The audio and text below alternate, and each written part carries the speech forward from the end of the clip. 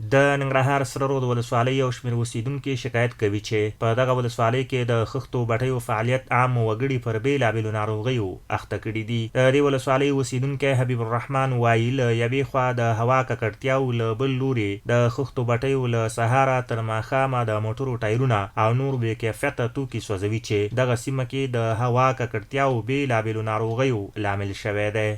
دغه بټۍ کې چې دا کوله سوځول کیږي، پلاستیک سوځول کیږي، نور هر شی نه سوځول کیږي.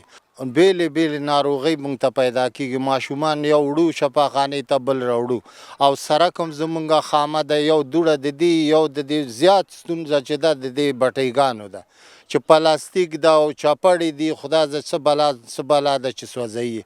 د دې ولسوالۍ یو بل اوسیدونکی مدین افغان بیا ننګرهار کې د چاپیریال ساتنې ادارې غواړي چې د خښتو په بټیو کې د سوځېدونکو بې کیفیته توکو مخه ونیسي او بندیز دې پرې ولګوي.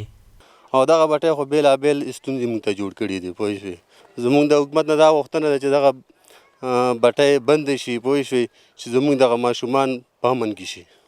ننګرهار کې د چاپیریال ساتنې ادارې رئیس قاري احسان الله مختار وایي سره رود ولسوالۍ کې د بټیو مالکینو سره ناستې کړي چې په خپل بټیو کې ضرر رسونکي توکي نه سوځوي، خو د نورو اجراتو لپاره د افغانستان چاپیریال ساتنې ملي ادارې مسؤلینو د ځواب په تمه دی.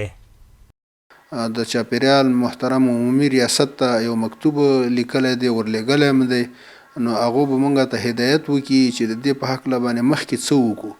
نو ان شاء الله العزیز بیا به مخکې قدمونه ږدو د هغوی په هدایت باندې ان شاء الله. سرخرود د ننګرهار هغه ولسوالي ده چې له کلونو راهیسې پکې د پخو خښتو لسګونه بټۍ فعالې او زرګونه کسان پکې پر سختو کارونو بوخت دي.